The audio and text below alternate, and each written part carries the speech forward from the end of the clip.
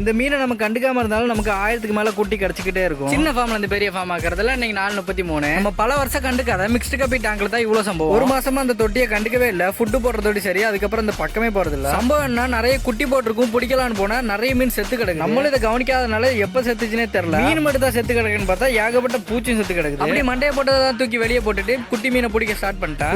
பிடிக்கிறேன் பிடிச்சிக்கிட்டே இருக்கேன். மீனை தவிர எல்லாமே வருது. சரிப்பட்டு வராதுன்னு மேல இருக்க ஃபாக்ஸெல் மொத்தத்தையும் எடுக்க ஸ்டார்ட் பண்ணிட்டேன். எடுத்து பார்த்தா இன்னும் ஷாக்கு, உள்ள இன்னுமே நிறைய மீன் செத்து கிடந்துச்சு. இதுக்கு முன்னாடி கூட இந்த மாதிரி நான் கண்டுக்காம விட்டுருக்கேன், ஆனா அந்த அளவுக்கு செத்தது இல்ல. சரி, போனது போட்டு இருக்கதை காப்பாத்தலான்னு நம்ம ஆயுதத்தை கையில எடுத்துட்டேன். அப்படி அதை வச்சு கீழே இருக்க மொத்த அழுக்கே சக் பண்ணி எடுத்தாச்சு. அந்த டியூப்ல இருந்து வர தண்ணியில பாதி குட்டி மீன் வெளியே தப்பிச்சு ஓட ஆரம்பிச்சிட்டு, என்னடா சோதனைக்கு மேல சோதனையா இருக்குன்ட்டு அதையும் பிடிச்சி உள்ள தூக்கி போட்டாச்சு. அப்புறம் நம்மகிட்ட வயசான பாட்டி ஒருத்தங்க இருக்காங்க, அவங்களும் போற கண்டிஷன்ல தான் இருக்காங்க. நல்லா தூக்கி ஐசியூல தூக்கி போட்டா. போராட்டத்துக்கு அப்புறம் குட்டியை ஃபுல்லா தனியா எடுத்தாச்சு. எடுத்த ஃபாக்ஸைல கொஞ்சமா தூக்கி டேங்க்ல போட்டு மீதி எல்லாத்தையும் தூக்கி தூர போட்டோம். அப்படி நம்ம அக்கௌண்ட்டை ஃபாலோ பண்ணீங்கன்னா நல்லா இருக்கும். பாய்.